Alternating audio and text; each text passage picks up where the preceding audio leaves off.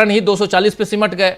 और अगर अब वहां की सरकार भी चली जाएगी तो बहुत बुरी हालत हो जाएगी। और इन सब के बीच राहुल गांधी को रोकने की जितनी कोशिश पिछले 20 साल से कर रहे हैं, 22 साल से, 2004 से लेकर अभी तक, राहुल गांधी राजनीति से बाहर हो जाएं, इसी मुहिम में कांग्रेस लगी हुई, बीजेपी लगी हुई है। लेकिन राहुल गांधी सरेंडर नहीं हो रहे हैं, सरेंडर तो नरेंद्र मोदी हो रहे हैं। इसलिए अब नरेंद्र मोदी की भाषा वहां तक पहुंच गई है, ये नंगे होकर प्रदर्शन कर रहे हैं या कुछ और कर रहे हैं, अर्धनग्न इसको कहते हैं। इन्होंने टॉपलेस, जो आजकल इंग्लिश में कहा जा रहा है, ये देख लीजिए, दिखा रहा हूं मैं, ये चल रहा है। लेकिन पूरी दुनिया में इससे भी ज्यादा पूरे के पूरे कपड़े उतारकर महिलाओं के प्रदर्शन को भी इस दुनिया ने देखा है। लेकिन नरेंद्र मोदी को वो समझ में नहीं आती वो बातें।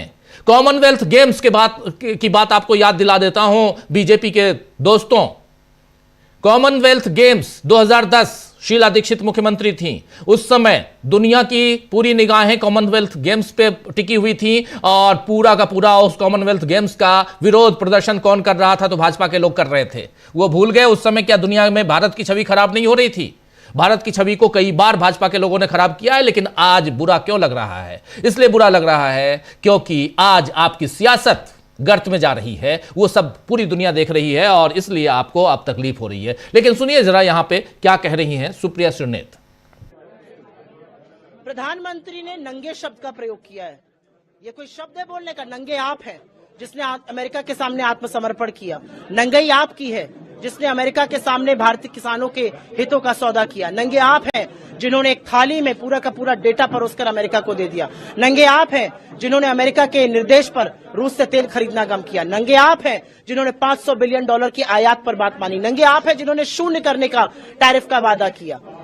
आप बात करते हैं, आपने तो एक ऐसा ट्रेड डील करी जिससे इस देश का किसान तबाह हो जाएगा, इस देश की अर्थव्यवस्था चौपट हो जाएगी, इस देश का उद्योग इससे प्रभावित होगा, निवेश पर डेंट लगेगा और नौकरियां बननी बंद हो जाएंगी। ये किया है नरेंद्र मोदी जी ने। प्रधानमंत्री कह रहे हैं कि इसके अलावा जो है पहले जब कांग्रेस की सरकार थी इससे पहले तो फिर उस समय दूसरे तो बड़े देशों को व्यापार नहीं करते थे, पर आज बड़े देश भारत के साथ। प्रधानमंत्री मोदी जी को न अर्थव्यवस्था के बारे में पता है, न ट्रेड के बारे में पता है। उनको सिर्फ जवानी जमा खर्च करना है, सिर्फ उनको लफाजी करनी है।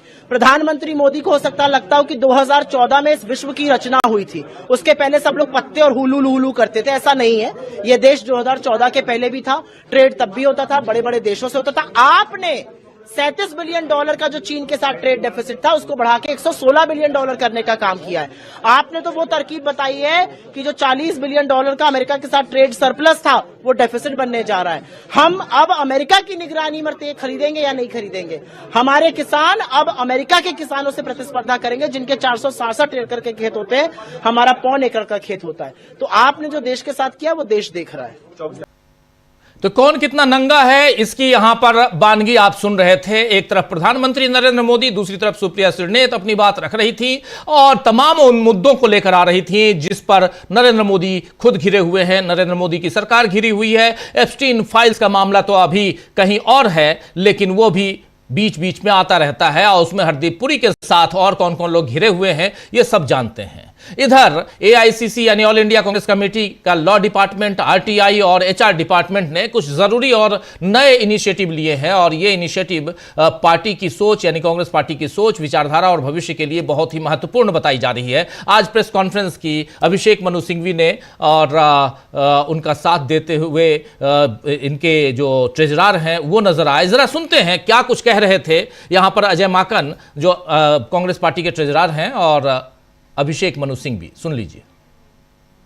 एक चीज थी और हमने ये भी देखा है कि उसको निरंतर कमजोर किया जा रहा है, निरंतर क्षीण बनाया जा रहा है, निरंतर उसको पतला किया जा रहा है, हर रूप से, परोक्ष रूप से या सीधे रूप से।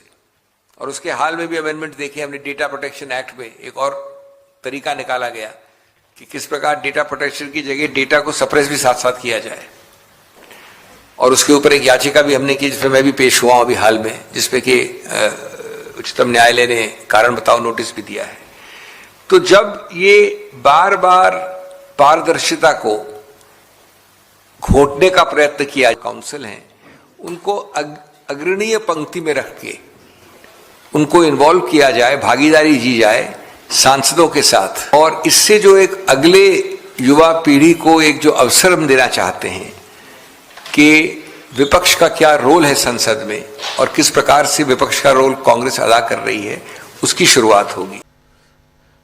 तो यहां आपने सुन लिया, यहां अपनी तैयारी, एक तरफ वार पलटवार, दूसरी तरफ कांग्रेस पार्टी अपनी तैयारी कर रही है। उन तैयारियों में अब यहां एचआर डिपार्टमेंट, आरटी डिपार्टमेंट और इसके अलावा राइट टू इंफॉर्मेशन जो आरटीआई डिपार्टमेंट और लॉ डिपार्टमेंट, इन सब में क्या काम करना है, इनिशिएटिव क्या लेना है, इस पर एक विस्तार से इन्होंने प्रेस कॉन्फ्रेंस की थी आज। उस प्रेस कॉन्फ्रेंस में अपनी बातों को कांग्रेस पार्टी ने यहां रखी और इन दोनों नेताओं के जरिए, जिसमें अभिषेक मनु सिंह भी थे, अजय माकन थे, इन लोगों ने अपनी बातें रखी। लेकिन दूसरी तरफ असम में गलत भद्दे इशारे, उस पर भी अलग अलग जगहों से प्रतिक्रियाएं आ रही हैं। बिहार से प्रतिक्रिया आ रही है, उसकी प्रतिक्रिया जो है वो उधर पश्चिम बंगाल से भी आ रही है, ममता बनर्जी की तरफ से, उनकी पार्टी की तरफ से, बिहार में आरजेडी की तरफ से, और कांग्रेस पार्टी की प्रतिक्रियाएं आप लोगों ने देखी सुनी ही हैं। तो और इन सब के बीच पत्थरबाजी भी उधर हुई, ये भी आपको पहले शुरुआत से हम लोग चर्चा में बता ही रहे हैं। तेजस्वी यादव ने इसी मसले पे क्या कुछ कहा है और खासकर जो एआई समिट है उस पर क्या कहा है, जरा उनको सुनते हैं। चर्चा को आगे बढ़ाएंगे जल्दी से, हम तमाम अपने साथियों के बीच चलेंगे और उनकी बात, उनके विचारों को भी सुनेंगे। सुनिए तेजस्वी यादव को।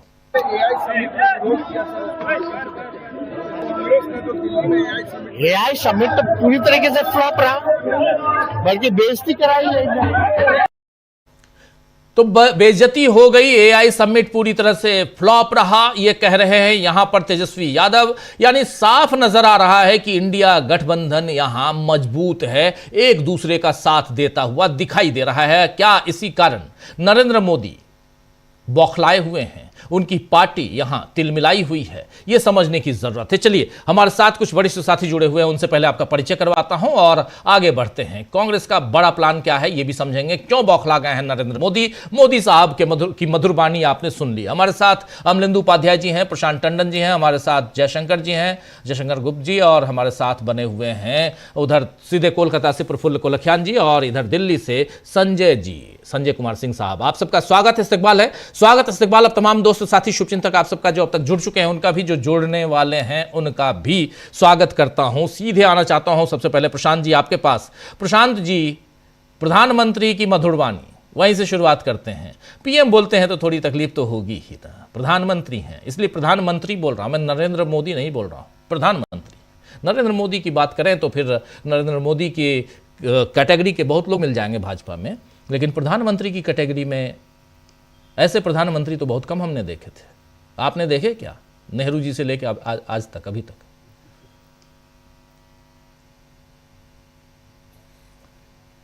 अपने आप में निराले हैं।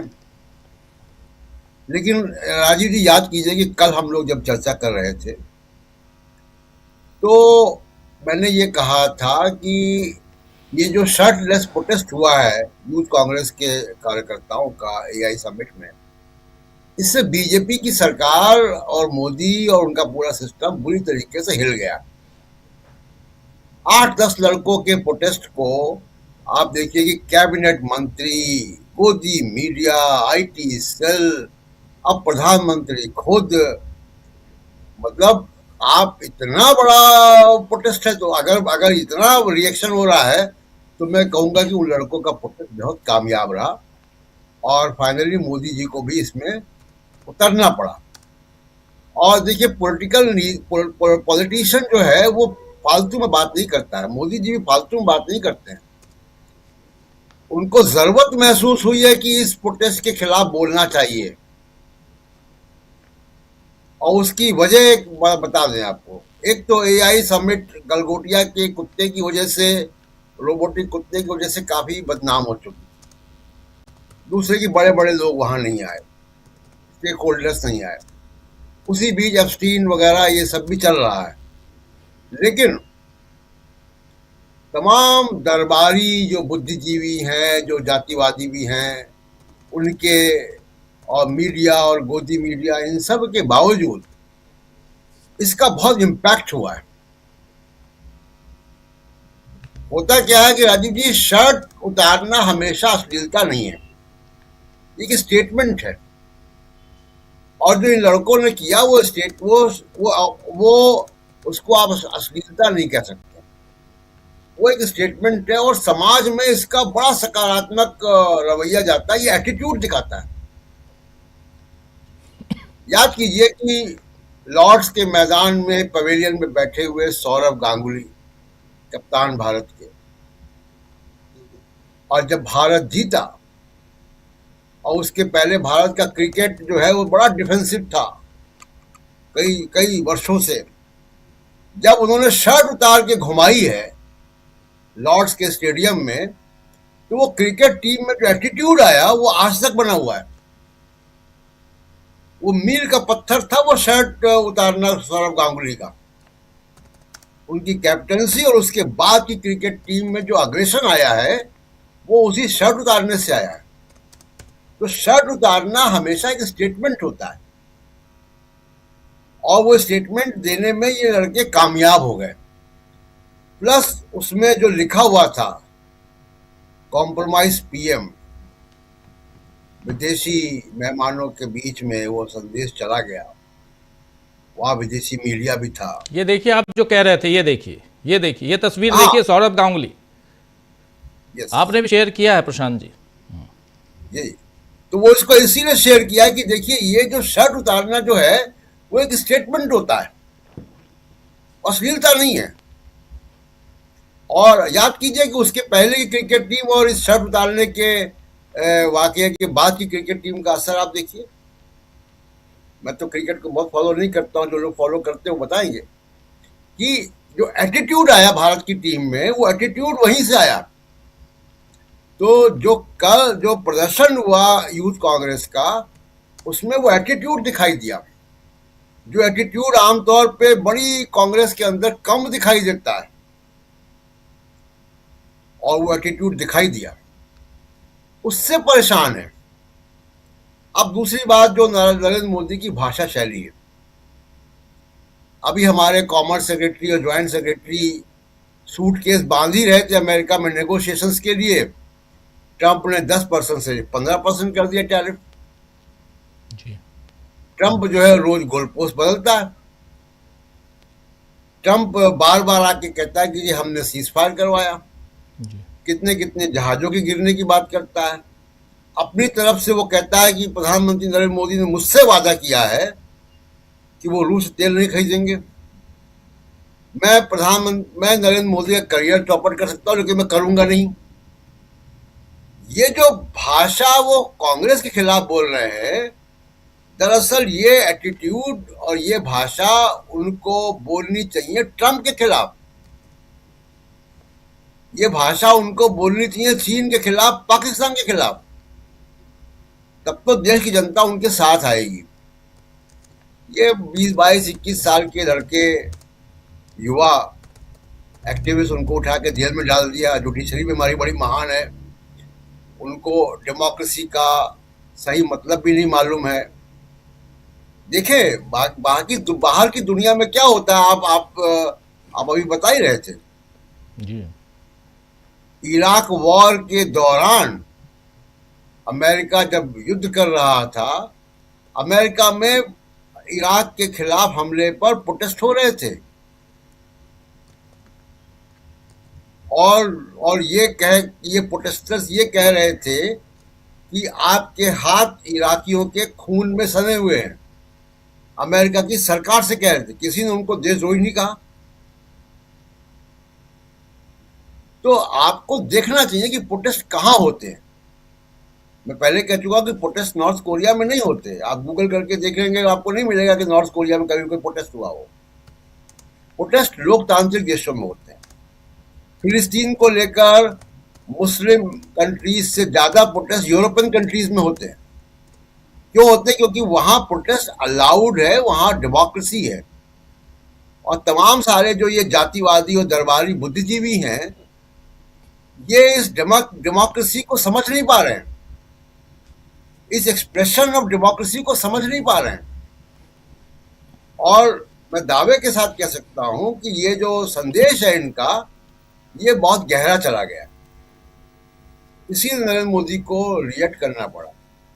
और एक आखिरी बात, आज वो मेरठ में 6ठी बार गए हैं। जब भी कोई नया स्टेशन बनता है वो उद्घाटन करने पहुंच जाते हैं वहां पे। एक रेलवे लाइन बनी है जो मेरठ जाती है दिल्ली से, और वो मनमोहन सिंह के समय का प्रोजेक्ट था। लेकिन आप 6 बार चले जाएंगे, वहां पे कुछ भी नया स्टेशन बनेगा तो चले जाएंगे। वहां के रेलवे स्टेशन में कोई नई समोसे की दुकान खुल जाएगी तो वो आप उसका उद्घाटन करने चले जाएंगे। ये तो आप दूसरों का क्रेडिट ले रहे हैं, और एक बहुत सामान्य प्रक्रिया को लेकर आप पब्लिसिटी कर रहे हो। वजह के बोल क्या रहे हैं? आप कोई देश के विकास की बात नहीं कर रहे हैं, आप कांग्रेस को गाली दे रहे हो। जिस शब्दावली का इस्तेमाल आपको ट्रंप के लिए करना चाहिए। ईरान को देख लीजिए, ईरान कैसे बात कर रहा है ट्रंप से। तो नरेंद्र मोदी अपनी कमजोरी दिखा रहे हैं, एक बात। तो दूसरी बात, यूथ कांग्रेस का ये जो प्रदर्शन था शर्टलेस, ये नया एटीट्यूड है युवा का, जेनजी का, और इसने नरेंद्र मोदी को हिला दिया है जी। उनकी भाषा शैली देख लीजिए, तो उस भाषा शैली समझ में आ रहा है कि वो अंदर से हिल गए। जी राजीव, बिल्कुल आप सही कह रहे हैं, बिल्कुल सही कह रहे हैं। अंदर से हिले हुए नजर आते हैं, इसलिए जिस ढंग की भाषा का इस्तेमाल कर रहे थे उससे साफ समझ में आ रहा था कि नरेंद्र मोदी कहां तक हिले हुए हैं। जरा जल्दी से अमलेंदु जी आपके पास आना चाहता हूं और आपसे भी समझूं कि आखिर ये किस दिशा में जाती हुई तस्वीर नजर आ रही है आपको, और जिसमें नरेंद्र मोदी 6वीं बार आज इस रैपिड रेलवे का अलग अलग स्टेशनों पर उद्घाटन करते हुए नजर आ रहे थे। लेकिन तस्वीर तो कुछ और बयां कर रही है, जिसमें घबराहट, एक बौखलाहट दिखाई दे रही है। बिल्कुल राजीव जी, प्रधानमंत्री नरेंद्र मोदी की बौखलाहट जो है वो साफ दिखाई पड़ रही थी, और ये समझ में आ गया कि वो जो 11 लड़के गए थे टॉपलेस, उन्होंने पूरी भारतीय जनता पार्टी को पूरी दुनिया के सामने निर्वस्त्र कर दिया। और आज प्रधानमंत्री के श्रीमुख से जो विष्ठा निकल रही थी राजीव जी, वो ये बताती थी प्रधानमंत्री जो है अपने असली स्वरूप में आ गए हैं, मतलब जो उनका असली स्वरूप है वही सामने आ रहा है। और जो आपने शब्द इस्तेमाल किया नंगई, जो है वो नंगई जो है वो मैंने नहीं वो मोदी जी के शब्द। उन्होंने मोदी जी ने और कांग्रेस पार्टी सुप्रिया श्रीनेत ने, और सुप्रिया श्रीनेत ने नंगई शब्दों का हम लोग तो उनके शब्दों को उधार लेते हैं अमलेंदु जी। हम लोगों के कुछ नहीं, हम लोगों का कुछ हमारा कुछ नहीं है, हमारा कुछ भी नहीं। हमारा काम सिर्फ और सिर्फ है जो है वो पहुंचा देना, हमारा कुछ भी नहीं है। जो है सो तेरा है। हम लोग तो वैसे भी ना कुछ लेके आए हैं ना कुछ लेके जाएंगे जी। मोदी जी ही लेके आए हैं, चूंकि नॉन बायोलॉजिकल है, मोदी जी ही लेकर जाएंगे। अब यहाँ से पता नहीं कितने कुंटल गाड़ियां लेके जाएंगे, वो जो कहते रहते हैं हमें नहीं मालूम। लेकिन हम लोग तो जो राजीव जी खाली हाथ आए थे वो खाली हाथ ही जाएंगे। तो हम लोग तो चूंकि बायोलॉजिकल है तो खाली हाथ आना है, खाली हाथ ही जाना है। कफन में किसी की जेब नहीं होती, लेकिन मोदी जी जो है वो तो नॉन बायोलॉजिकल है, कुछ भी कर सकते हैं बहरहाल। तो लेकिन राजीव जी 11 लड़कों ने प्रधानमंत्री को इस स्तर पर ला दिया कि जो उनका असली स्तर था वो देश के सामने आ गया। तो ये राजीव जी एक तरीके से ये उपलब्धि जो है वो इन कांग्रेस के 11 लड़कों की समझी जा सकती है। अब जहां तक राजीव जी प्रश्न ये है कि साहब ये टॉपलेस होकर प्रदर्शन करना चाहिए था, ये नहीं करना चाहिए था, बड़ी इस पर बातें हो रही हैं। लेकिन राजीव जी अगर मेरी याददाश्त साथ सही दे रही है तो 15 जुलाई 2004 मणिपुर में एक प्रदर्शन हुआ था और महिलाओं ने प्रदर्शन किया था, निर्वस्त्र होकर किया था, और असम राइफल्स के मुख्यालय के सामने किया था। थंगजाम मनोरमा नाम की महिला थी, उसके साथ उसका पहले अपहरण हुआ, उसके बाद फिर जब उसकी लाश मिली तो ये बताया गया कि उसके साथ गलत काम किया गया था, और उसके बाद फिर वो था असम राइफल्स के ऊपर आरोप लगे थे, उसके खिलाफ वो प्रदर्शन हुआ था। ये भारत में ही हुआ, मुझे ध्यान पड़ रहा है 15 जुलाई 2004 थी। और इरोम शर्मिला चानू का एक लंबा जो था वो आमरण अनशन जो था उसके खिलाफ चलता रहा, लंबे समय तक वो आमरण अनशन इरोम शर्मिला चानू का चला। तो ये इस तरीके के प्रदर्शनों की होते रहते हैं, ऐसा नहीं है कि इस तरीके का प्रदर्शन पहली बार किया जा रहा है।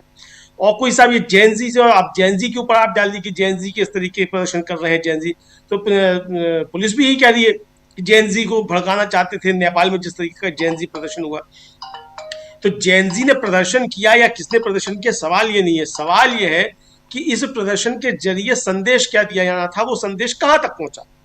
संदेश दिया जाना था कि प्रधानमंत्री नरेंद्र मोदी ट्रंप के सामने सरेंडर कर चुके हैं, और इतना अधिक सरेंडर कर चुके हैं कि देश की संप्रभुता के साथ भी समझौता कर रहे हैं।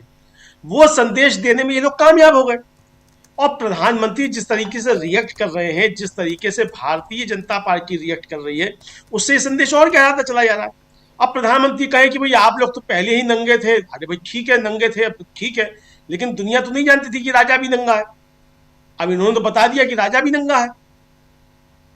जो प्रधानमंत्री की भाषा है, और सुप्रिया श्रीने तो उस पर जिस तरीके से पलटवार कर रही हैं, वो तो यही कहा जा रहा है कि राजा नंगा है। अब ये सबके सामने आ गया कि किस तरीके की भाषा आप इस्तेमाल कर रहे हैं। तो मुझे लगता है राजीव जी, इस पे सहमतियां हो सकती हैं। साहब विदेशी मेहमान आए हुए थे कि उस पर जाके करना चाहिए था, प्रदर्शन नहीं करना चाहिए था। अरे भाई आप भी तो विदेशी मेहमानों के सामने प्रदर्शन करते हैं, अभी भी आप क्या छोड़ देंगे प्रदर्शन करना? तो ये राजीव जी जिस तरीके भाई की विदेश में जाके, साउथ कोरिया में जाके आप कह रहे हैं कि पहले 2014 से पहले देश में, भारत में पैदा होना क्या था? कलंक था। कलंक था। अरे कहाँ पैदा हो गए? हाँ, अरे कहाँ, किस देश में पैदा हो गए? ये हमारे देश की धरती पे कितना भारत को, जी, भारत को प्रधानमंत्री ने, चूंकि प्रधानमंत्री थे नरेंद्र मोदी, अभी भी हैं, तो उन्होंने इस ढंग से भारत की छवि को गिराने की कोशिश की है। तो आज क्या हो गया? ये क्या कर रहे हैं ये लोग? कुछ भी तो ऐसा नहीं कर रहे हैं जिससे प्रधानमंत्री की छवि गिरे। और राजीव जी देखिए, जी, इन 11 लोगों ने तो प्रधानमंत्री के खिलाफ नारे लगाए, प्रधानमंत्री के लिए कहा, लेकिन प्रधानमंत्री जो हैं वो लगातार भारत का अपमान करते हैं। बड़ा अंतर है। ये 11 लोग जो हैं ये कह रहे हैं प्राइम मिनिस्टर इज कंप्रोमाइज। प्रधानमंत्री कहते हैं कि भारत में कुछ नहीं हुआ था, 2014 से पहले कुछ नहीं हुआ, सब कुछ अब हो रहा है। ट्रेनों को, राजीव जी, ट्रेन के स्टेशन पर जाकर कैंटीन के उद्घाटन के लिए हरी झंडी दिखाना, ये तो वास्तव में 2014 के बाद ही हो रहा है, इससे पहले नहीं होता था। तो लेकिन ये जो प्रधानमंत्री करते हैं वो भारत का अपमान करते हैं और लगातार करते हैं। पिछले 2014 से लेकर अब तक शायद ही कोई दिन ऐसा जाता हो जिस दिन नरेंद्र मोदी भारत का अपमान ना करते हो। आप अगर देश के विपक्ष के लिए इस तरीके की भाषा का इस्तेमाल कर रहे हैं तो क्या ये सिर्फ मेरठ के लोग सुन रहे हैं? इसे बाकी दुनिया नहीं सुन रही है? कि आप 140 साल से ज्यादा पुरानी पार्टी, जिसका लंबे समय तक देश पर शासन रहा, जिसने कई प्रधानमंत्री दिए, आप जब बाहर जाते हैं तो आपको मजबूरी में जाकर महात्मा गांधी की प्रतिमा के सामने सिर झुकाना पड़ता है। आप उस पार्टी के लिए कह रहे हैं कि देश तो जानता था कि आप नंगे हैं। ये सारी दुनिया सुन रही है। तो प्रधानमंत्री नरेंद्र मोदी जो है राजीव जी, कोई अवसर ऐसा नहीं छोड़ते जब भारत का अपमान नहीं करते हो। और इसीलिए राजीव जी ये बौखलाहट प्रधानमंत्री के साथ दिखाई पड़ती है, क्योंकि इन 11 लड़कों ने भारतीय जनता पार्टी की जो असलियत थी वो देश और दुनिया के सामने लाकर रख दी है। तो जाहिर सी बात है कि प्रधानमंत्री का बौखलाना जायज है राजीव जी। प्रधानमंत्री का बौखलाना जायज है, ये कह रहे हैं अमलेंदु उपाध्याय जी हमारे साथी। जरा आगे बढ़ते हैं, हमारे साथ जयशंकर जी भी हैं, हमारे तमाम साथी बने हुए हैं। ज़रा पहले आता हूं प्रफुल्ल कोलखियान जी आपके पास, फिर संजय जी आपके पास आता हूं। प्रफुल्ल जी, उधर असम में जो हुआ वो तस्वीरें भी आपने देख ली, पश्चिम बंगाल में भी इसका रिएक्शन है, लेकिन रिएक्शंस जो हैं वो इधर की भी हैं। ज़रा लेके आना चाहता हूँ, मध्य प्रदेश कांग्रेस ने एक ट्वीट किया है वहाँ के वीडियो को शेयर करते हुए, ज़रा स्क्रीन पर ले आइए, फिर आता हूँ प्रफुल्ल जी आपके पास। मध्य प्रदेश कांग्रेस ने ये ट्वीट किया है, आज प्रदेश कांग्रेस कार्यालय भोपाल में पुलिस प्रशासन की मौजूदगी में जो हुआ वो सिर्फ एक कार्यालय पर हमला नहीं था, वो लोकतंत्र पर सीधा प्रहार था। भारतीय जनता पार्टी युवा मोर्चा के कार्यकर्ताओं और भाजपा से जुड़े गुंडों द्वारा कांग्रेस कार्यालय में घुसकर जिस प्रकार हंगामा, तोड़फोड़ और अभद्रता की गई, उसका वीडियो साफ बता रहा है कि ये लोग विचारों से नहीं, हिंसा से राजनीति करना चाहते हैं। ये केवल पोस्टर नहीं फाड़ रहे, ये राजनीतिक मर्यादाओं को भी तार तार कर रहे हैं, ये लोकतांत्रिक अस्मिता को रौंद रहे हैं। उस वीडियो को ज़रा देख लेते हैं क्या हो रहा है वहाँ पे, और उसके बाद आगे बढ़ेंगे और प्रफुल्ल कोलखियान जी के पास आता हूँ। जरा वीडियो ले आइए स्क्रीन पे और वीडियो देखिए।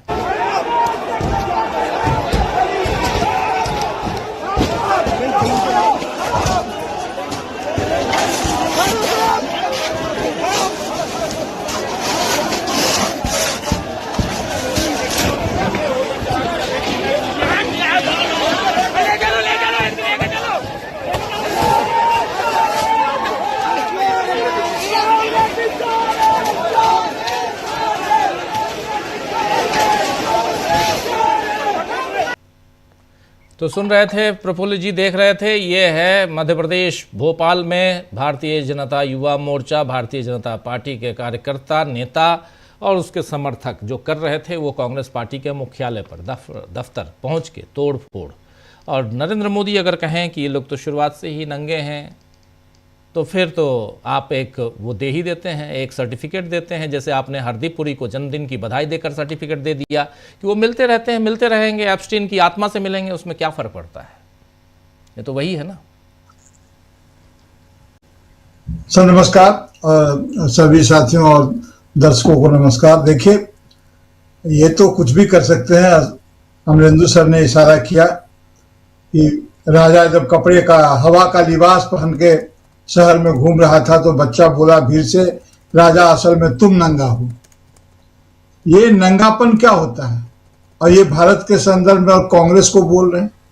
इनको पता होना चाहिए कि कांग्रेस के सबसे बड़े नेता महात्मा गांधी थे और उनको दुनिया हाफ नेकेड कहती थी, चर्चिल बल्कि कहते थे अधनंगा फकीर, तो वे अधनंगे रहते थे। इन्होंने शर्ट उतारा और शर्टलेस तो पहली बार हुआ नहीं है। हाल के फिलहाल 10-15 साल के इतिहास को भी याद करें तो कई जगह हुआ। मणिपुर का उदाहरण तो अमरेंदु सर ने दे ही दिया। पोप के खिलाफ हुआ, पुतिन के खिलाफ हुआ और कई जगहों पर ये हुआ है, यूक्रेन, फ्रांस, जर्मनी, सभी जगह पर होता है। और नंगापन वह नहीं है जो वहां दिखा रहा है। मैं और सांस्कृतिक संदर्भों में न भी जाऊं तो आपको याद दिलाता हूं कि शरीर से नंगापन नहीं होता है। नहीं तो हमारे यहाँ दिगंबर जैन की इतनी समृद्ध परंपरा है, कोई उसे उस भाषा में नहीं कहता है। तो नंगापन क्या होता है? नंगापन होता है चरित्र का नंगापन। नंगापन वो होता है जो एप्स्टीन फाइल में दर्ज है और जो एक दिन आएगा और पता चलेगा कि नंगा नाच क्या होता है। बड़बोलेपन की भी एक हद होती है और कांग्रेस ने इनकी ठीक दवा निकाली है। और पहली बार मुझे लगता है कि कांग्रेस इनको, जिसको बोलते हैं पॉइंट टू पॉइंट, जिसको बोलते हैं तुर्की बतुर्की, इनको जवाब देने के लिए अपने सांगठनिक ढांचे का खाका खींचा है। आज जो प्रेस कॉन्फ्रेंस हुआ था जिसमें कांग्रेस के कोषाध्यक्ष जिनकी आप चर्चा कर रहे थे, अजय माकन, और प्रसिद्ध जो हमारे आईनजीबी जिसको हम लोग बांग्ला में बोलते हैं वकील साहब जो थे, अभिषेक मनु सिंघवी, उन्होंने प्रेस कॉन्फ्रेंस करके साफ साफ शब्दों में जिन 4 चीजों को बात कही, इसमें रैपिड रिस्पांस जो है वो जबरदस्त था। उसमें जो था उनका जो 5 से 7 सदस्यों का जिला में इस तरह का सेल रहेगा जिनके पास तुरंत संपर्क किया जा सकता है। डिजिटल डायरेक्टरी लाएंगे, लोगों को तैयार करेंगे और कांग्रेस इस लड़ाई के लिए एकदम ग्रास रूट लेवल से तैयार अगर हो रही है तो इनका कांग्रेस निश्चित रूप से जवाब देगी। देखिए, आपने सर बड़े विश्वास के साथ चर्चा की इंडिया गठबंधन की, और करना भी चाहिए। आपने ठीक ही कहा, हम लोग तो कौन होते हैं उन पर टिप्पणी करने वाले। यहाँ का मैसेज वहां हमारा देना इतना ही काम है, विश्लेषण करना हमारा काम है। लेकिन हमारा विश्लेषण ये कहता है कि इंडिया गठबंधन के जो अपने लक्ष्य थे वे अलग अलग थे। और इन राहुल गांधी और कांग्रेस की राजनीति और इंडिया गठबंधन के अन्य सदस्यों की राजनीति में हमें फर्क करके तब भारत के नागरिकों को उन पर भरोसा करना होगा। कांग्रेस एक ऐसी लड़ाई लड़ रही है जिस भारतीय जनता पार्टी और राष्ट्रीय स्वयंसेवक संघ की विचारधारा से लड़ाई लड़ रही है। उनकी सिर्फ उनकी सत्ता से लड़ाई नहीं लड़ रही है, उनकी पूरी की पूरी व्यवस्था, उनकी पूरी की पूरी नियति, उनकी पूरी की पूरी नीति से लड़ाई लड़ रही है। वो जो भारत को बनाना चाहते हैं वो आइडिया ऑफ इंडिया की लड़ाई लड़ रही है। बाकी जो इसमें घटक दल थे, अभी देखिए कि शरद पवार जी ने जिस ढंग से कहा था अभी वो बीमार हैं, हम उनको शीघ्र स्वास्थ्य लाभ की कामना करते हैं, लेकिन जिस ढंग से उन्होंने अजित पवार के निधन के तुरंत बाद कहा था इसमें राजनीति नहीं की जानी चाहिए, एक स्वाभाविक घटना है, इसकी जांच की कोई जरूरत नहीं है। आज उनके परिवार से ये बात उठ रही है कि क्या क्या हुआ था, इसकी जांच की बड़ी गहन जरूरत है। आज वो कुछ बोल नहीं रहे हैं। इसी घटना पर देखिए कि तृणमूल कांग्रेस ने यहाँ पर अपना कोई साफ साफ बयान नहीं दिया है। उन्हें लग रहा है क्योंकि देखिए ये भी सत्ता में है और सत्ता का चरित्र अपनी जगह पर एक जैसा हो जाता है। और मैं फिर कहूँ आपसे कि वहां जब ये हमेशा कोशिश रहती है इन प्रांतीय पार्टियों की, मैं क्षेत्रीय नहीं कहूंगा, और प्रांतीय पार्टी कह लीजिए, तब तक का एक शब्द चलाता हूं। प्रांतीय पार्टियों का लक्ष्य हमेशा यह रहता है कि केंद्र में जो भी हो उसकी राजनीति की आलोचना करते हुए अगर हम यहाँ पर सत्ता में है तो उसकी आंच हम पर नहीं आनी चाहिए। ये आपका वीडियो डाउन होगा और इसी तरह का अगर ये आचरण होगा, इसी तरह से अगर विरोध प्रदर्शन होगा, क्योंकि सत्ता के खिलाफ तो लोगों के मन में हर जगह पर विरोध रहता ही है। तो इसलिए इनका बयान यह है, इनको दिल्ली से नहीं, इनको यहीं से मतलब है। राहुल गांधी के सामने एक बड़ी राजनीति है और उस बड़ी राजनीति में वो जो है सो अपना स्वार्थ और सत्ता को नहीं देख रहे हैं। कौन ऐसा नेता होगा जो खुलेआम मन से कहेगा कि चुनावी हार जीत की परवाह किए बिना मैं अपनी नीति पर टिका रहूंगा? है किसी में साथ? अगर यह नाटकीय वक्तव्य ही था तो कोई ऐसा नाटक खेल करके दिखा दे, कोई ऐसा वक्तव्य लेकर के दिखला दे। आज पूरे भारत में जो इन्होंने भारत को नंगा कहा, अब तो इनके लोग शंकराचार्य को नंगा कह रहे हैं।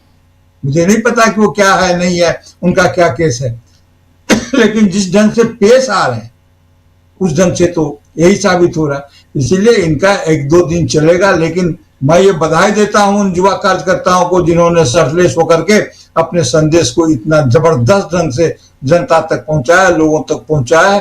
ये ध्यानाकर्षण था। और किस समिट में किया? आप ग्लोबल समिट की बोलते हैं।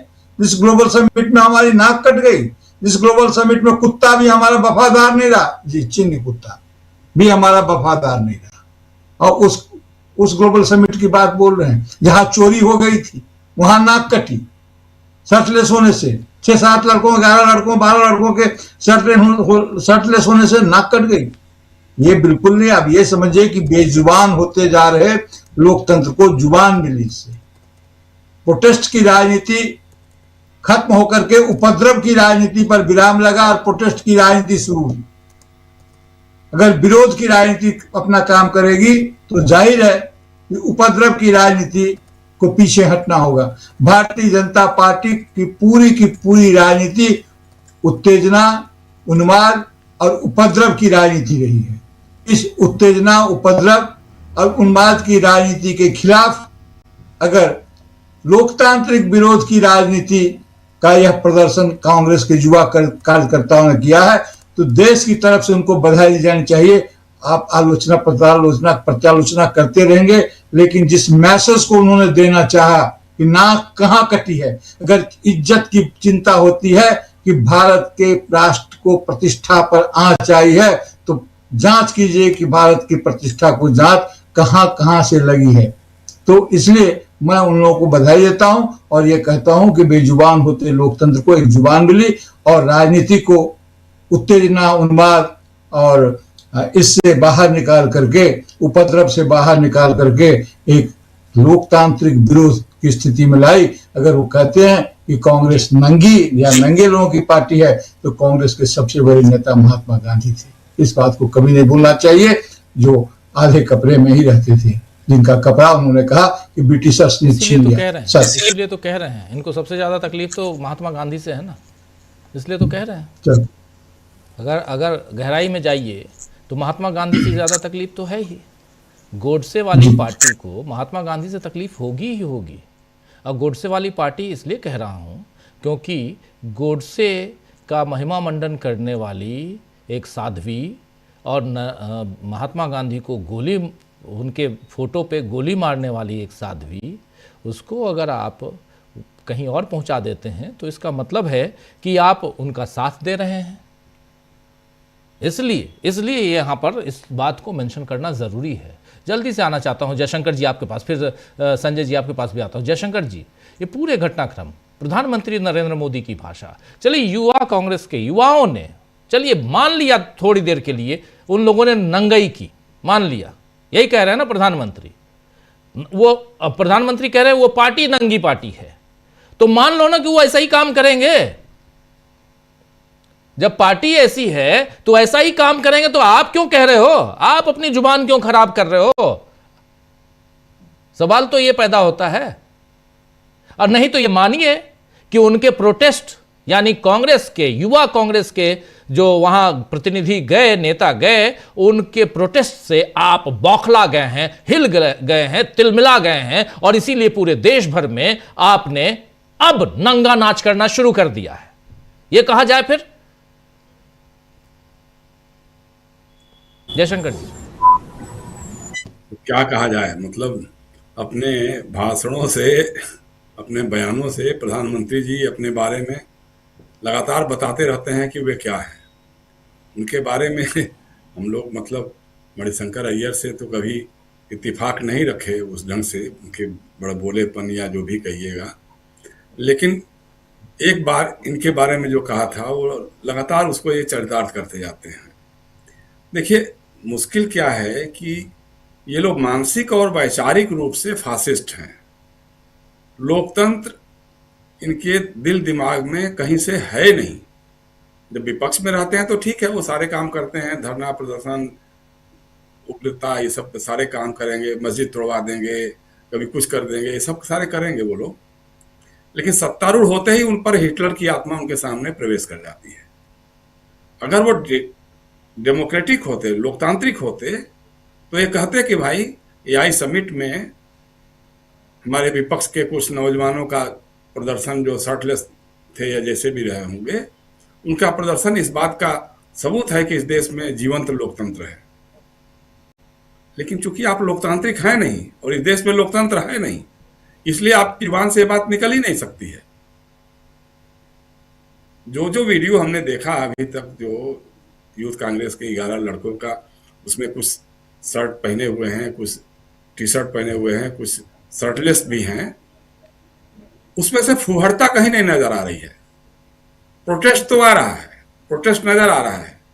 और हम तो बार बार यही कहते हैं कि राहुल गांधी को बहुत बहुत बधाई और बहुत बहुत धन्यवाद कि उन्होंने एक सोई हुई पार्टी के नौजवानों को लड़ने का जज्बा बना दिया है, जज्बा दे दिया है, जीत का एक जज्बा सिखा दिया। जैसा प्रशांत कह रहे थे, सौरव गांगुली वाला उस मैच को हमने देखा था, किस तरह से हारते हुए भारतीय टीम इंग्लैंड में लॉर्ड्स के मैदान में जीत गई थी क्रिकेट का मैच, और सौरव गांगुली ने शर्ट उतार करके लहराया था, बगल में राजीव शुक्ला भी बैठे हुए थे वहां पर जी।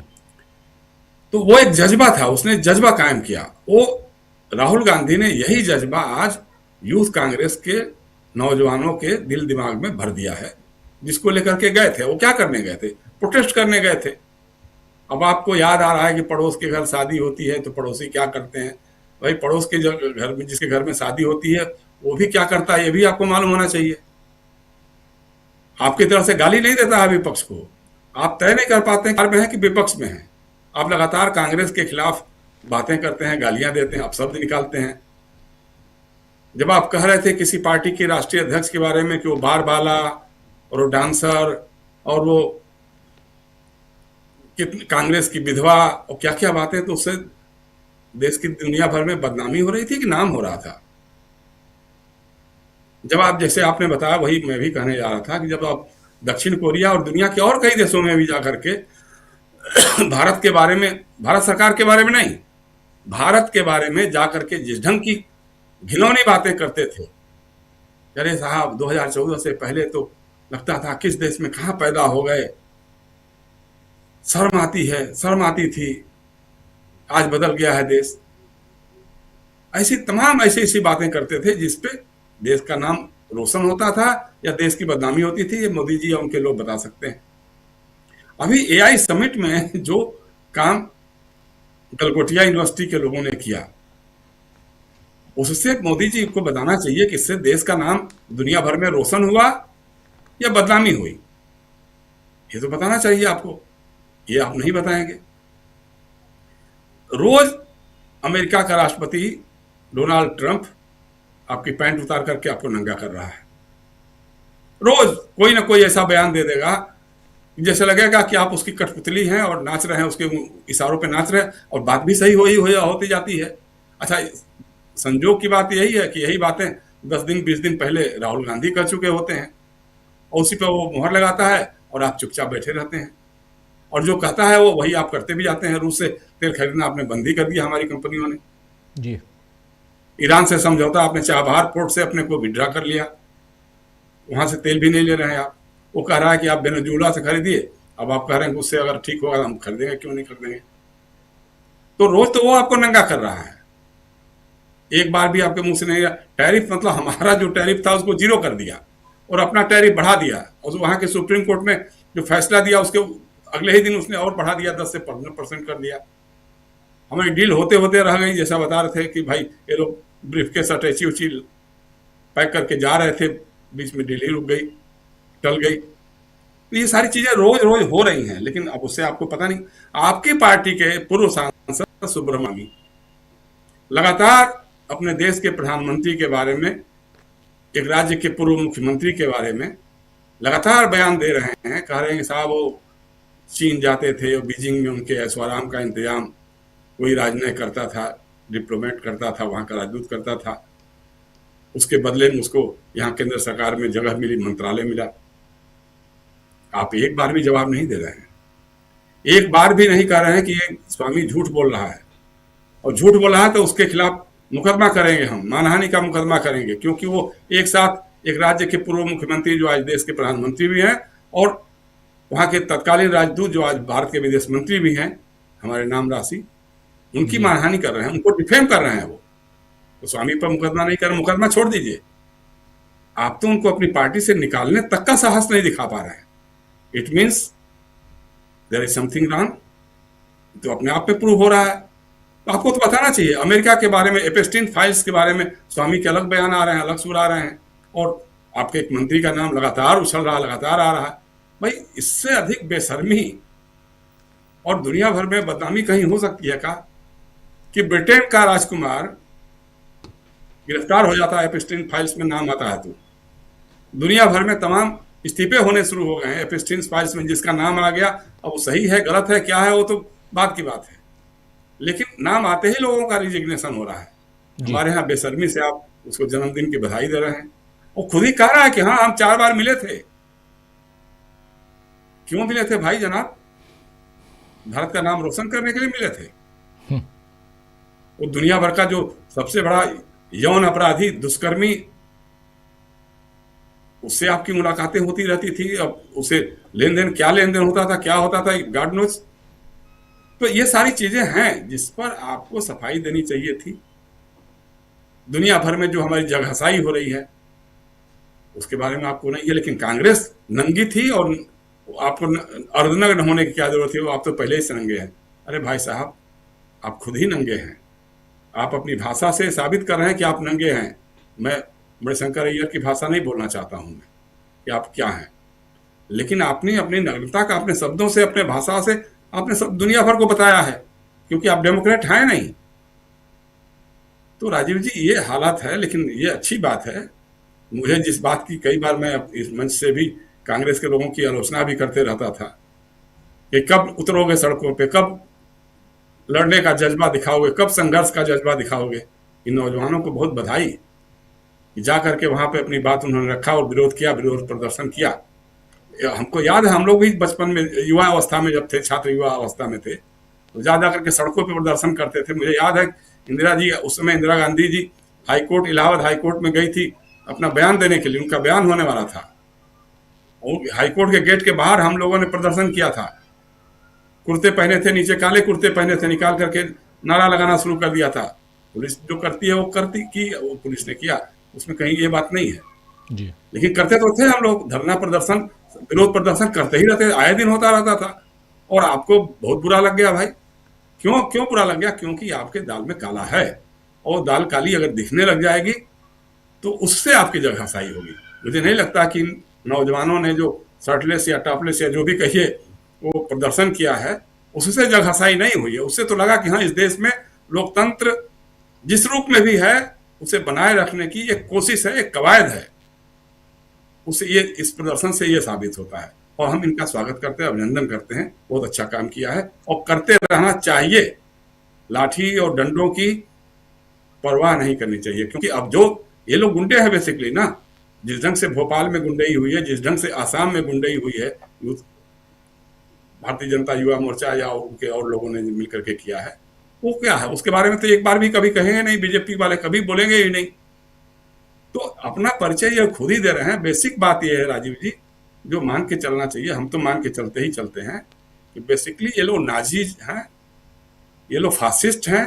इटली के मुसोलिनी और जर्मनी के हिटलर इनके आदर्श हैं, आइडियल हैं, उन्हीं के हिसाब से चलते हैं। जब सत्ता मिल गई है तो फिर उसी ढंग से ये काम कर रहे हैं। लेकिन हिटलर का भी अंत हुआ था, मुसोलिनी का भी अंत हुआ था।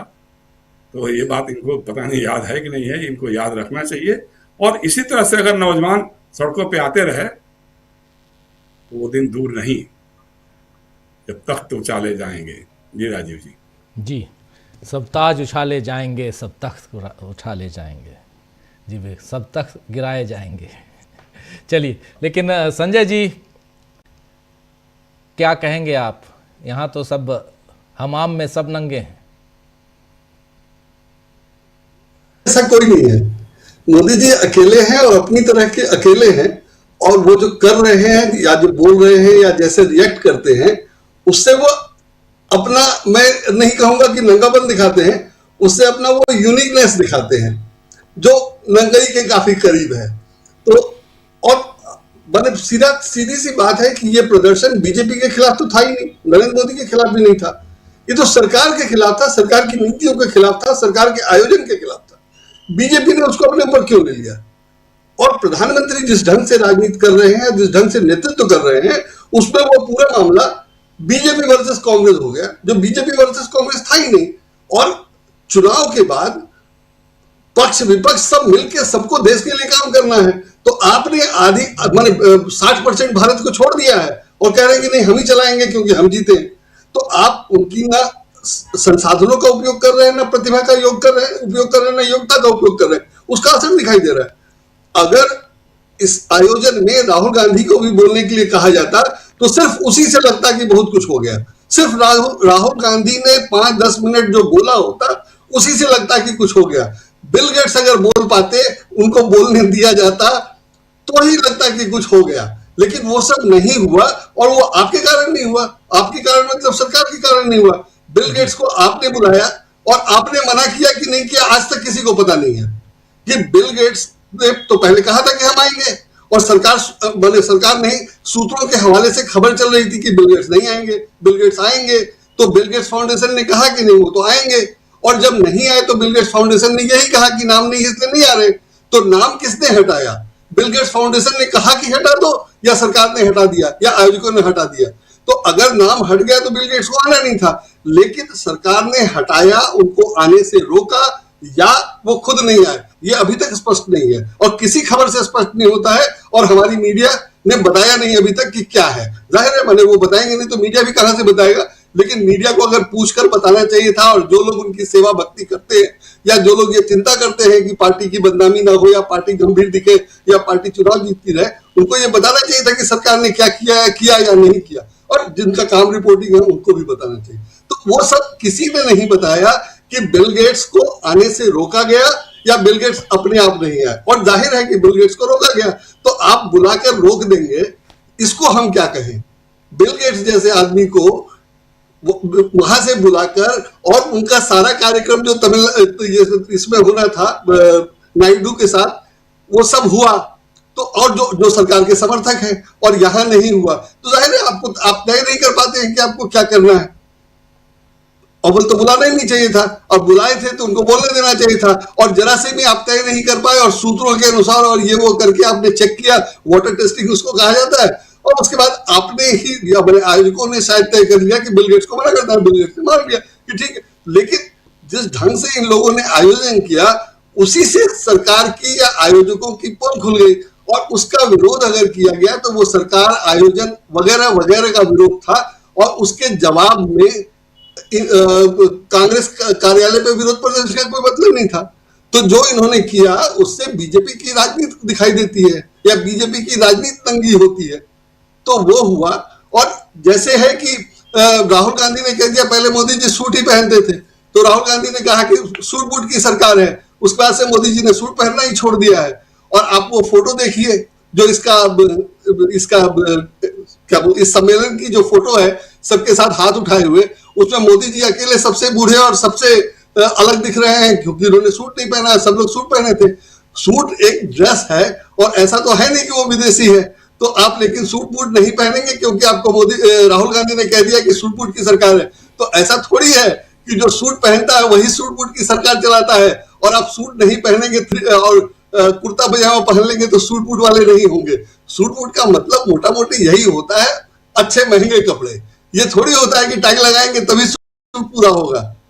तो मोदी जी ने वैसे ही समझते हैं, वो वैसे ही कर रहे हैं जो उनके उसमें दिखाई दे रहा है। और मुझे बिल्कुल अटपटा लगा कि अकेले मोदी जी उसमें सूट में नहीं थे और लगभग सब लोग एक कलर के सूट में थे, एक तरह के सूट जो स्टैंडर्ड कलर है, ब्लू, ब्लैक, नेवी ब्लू, यही कलर होता है सूट का, पुरुषों के सूट का या पुरुषों के ड्रेस का।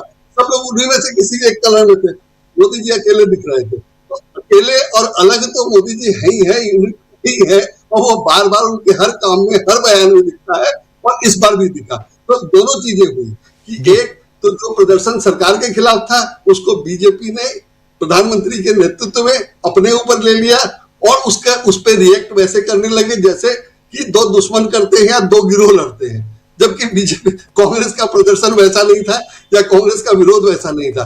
तो आप क्या कर रहे हैं, आप राजनीति को कैसे देख रहे हैं, आप विरोध को कैसे देख रहे हैं, आप व्यवस्था के विरोध को कैसे देख रहे हैं, ये सब दिख गया।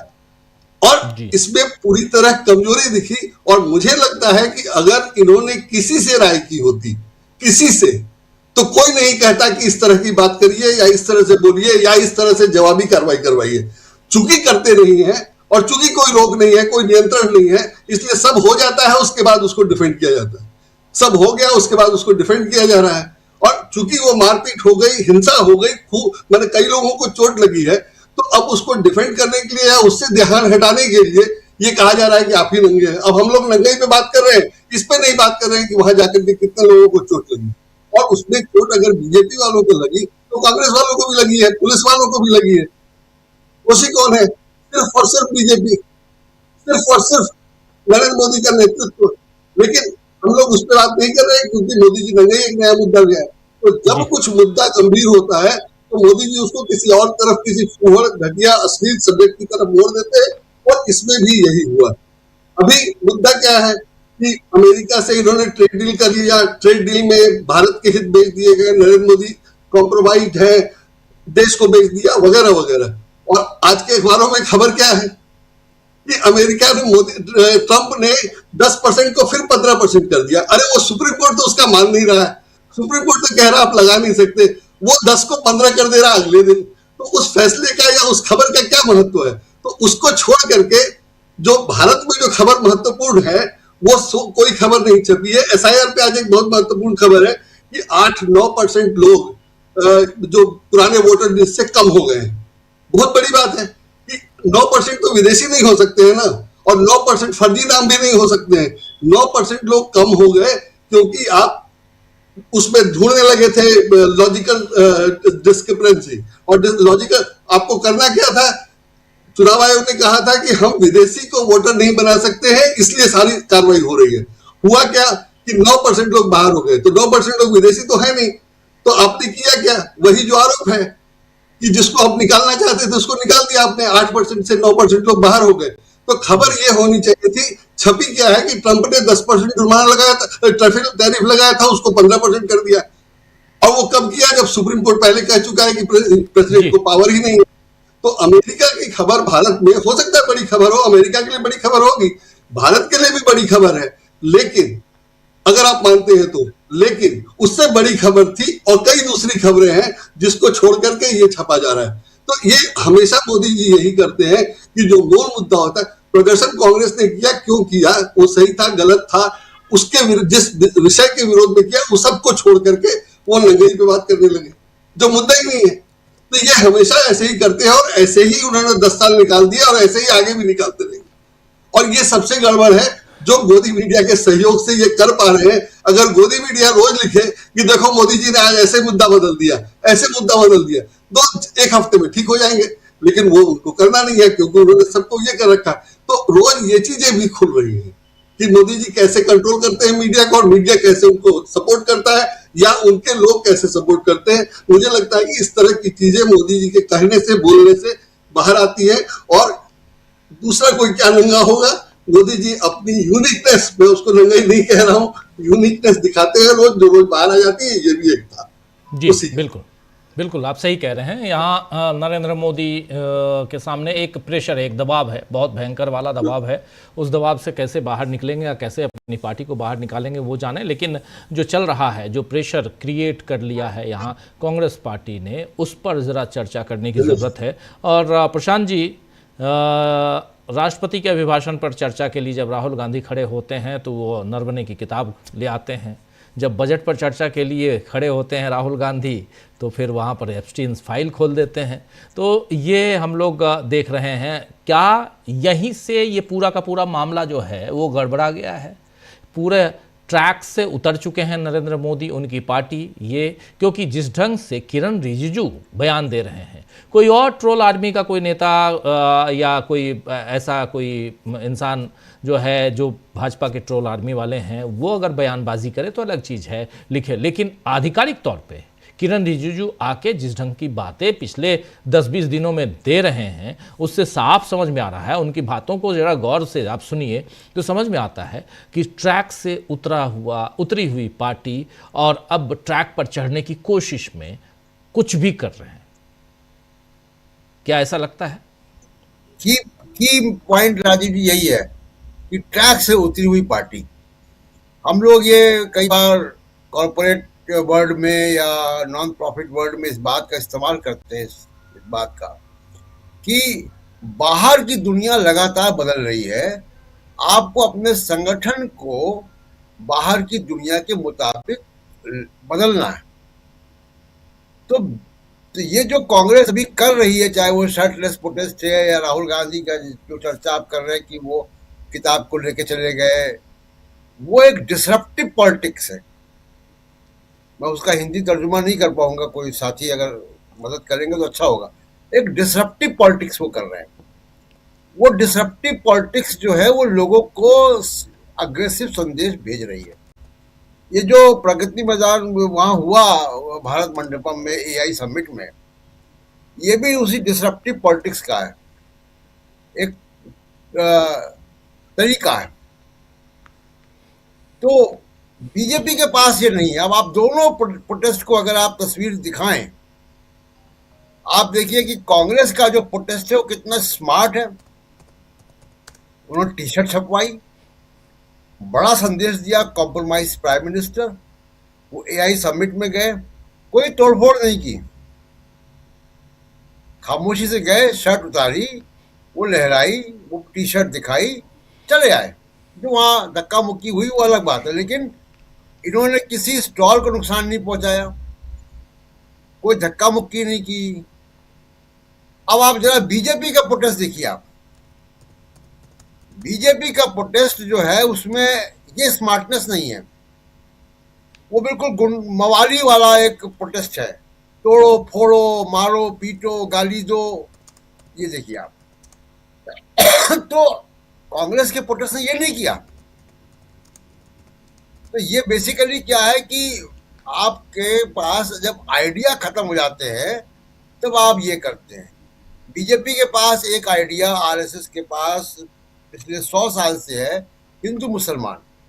इसके अलावा वो दूसरा कोई नया आइडिया ढूंढ ही नहीं पाए। कांग्रेस पार्टी ने अपने आप को सोशल जस्टिस की पॉलिटिक्स में इवॉल्व किया। गोविंदाचार्य के जरिए बीजेपी ने एक नई पॉलिटिक्स शुरू की, उसको बीजेपी को फायदा मिला, सोशल इंजीनियरिंग की पॉलिटिक्स। लेकिन वो उस वक्त वो एक डिसरप्टिव आइडिया था। तो राजनीति में हमेशा डिसरप्टिव आइडिया जो होता है वो कामयाब होता है, आगे जाता है। वो ठीक है कि अभी आप कॉर्पोरेट के साथ है, कॉर्पोरेट आपके साथ है, उनका एक मीडिया है, वो आपका गाना गा रहे हैं। एक जातिवादी बुद्धिजीवी वर्ग है जो मुख्यतः हिंदू अपर कास्ट है, वो आपके साथ है, वो अपनी असुरक्षा की वजह से। भाई जेएनयू के जो वीसी बोल रही हैं, हम सबने सुना होगा, जी उनमें और तमाम सारे जो बुद्धिजीवी हैं जो कांग्रेस को कटघरे में खड़ा करते हैं, उनमें क्या अंतर है? कोई अंतर नहीं है, उतने ही जातिवादी हैं ये लोग। तो इसलिए एक डिसरप्टिव पॉलिटिक्स में कांग्रेस पार्टी कामयाब रही है। मोदी जी के पास वो आइडिया नहीं है। मैं इसलिए डिस्कस कर रहा हूँ क्योंकि ये जो पूरा मामला है शर्टलेस प्रोटेस्ट का, इसकी चर्चा देश भर में हो रही, प्रधानमंत्री खुद इस पे प्रतिक्रिया दे रहे हैं, तो इस पे बात होनी चाहिए। और तो लोग लिख रहे हैं लोग। और एक देखिए, हम लोग अंग्रेजी में कहावत है कि picture speaks more than 1000 words. Yes.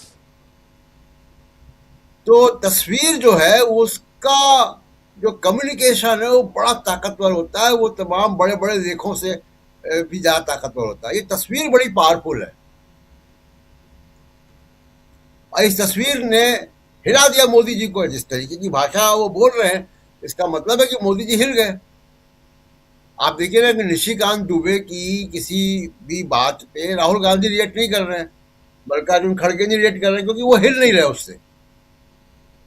अब एक दूसरा एक मामला आता है, देखिए कि एक किचन कैबिनेट बन गई। जरा गौर कीजिए, मोदी जी के इर्द गिर्द एक किचन कैबिनेट बन गई है। कौन लोग हैं जो कांग्रेस का मुकाबला कर रहे हैं मोदी जी के साथ खड़े होकर, और किसी भी हद में जाके गंदे गंदे आरोप लगा के निचले स्तर की भाषा का इस्तेमाल करके? कौन लोग हैं? किरण रिजिजू हैं, निशिकांत दुबे हैं, हरदीप पुरी हैं। आप सुन रहे हैं कि ये तीनों लोग कोई मास लीडर्स नहीं है, कोई जनाधार वाले नेता नहीं है, कोई बड़ी शख्सियत नहीं है, कोई बड़ा रिकॉर्ड राजनीतिक नहीं है कि मंत्री रहे हुए हो, मुख्यमंत्री रहे हो। ये लोग जो हैं, ये मोदी जी के किचन कैबिनेट है। जो इनकॉम्पिटेंट लोग हैं, जिनके ऊपर आरोप हैं, बड़े गंभीर एप्स्टीन फाइल जैसे आरोप हैं जी। और आप देखिए कि बीजेपी का कोई भी कद्दावर नेता इस वक्त मोदी जी के बचाव में नहीं आ रहा। आप अगर ध्यान देते, यानी जो पार्टी के उनके अध्यक्ष, अब तो फुल टाइम अध्यक्ष बन गए, नितिन नवीन। आखिरी बार कब आपने उनका भाषण या बयान सुना? मल्लिकार्जुन खड़गे तो रोज ही कुछ ना कुछ बोलते हैं, अखिलेश यादव रोज कुछ ना कुछ बोलते हैं, स्टालिन भले उत्तर भारत में ना छपता हो लेकिन वहां रोज कुछ ना कुछ बोलते हैं अपने लोगों के बीच में। उद्धव ठाकरे लगातार बोलते हैं, ममता बनर्जी एकदम फ्रंट फुट पे खेल रही हैं। आप बताइए नितिन नवीन को कब सुना आपने?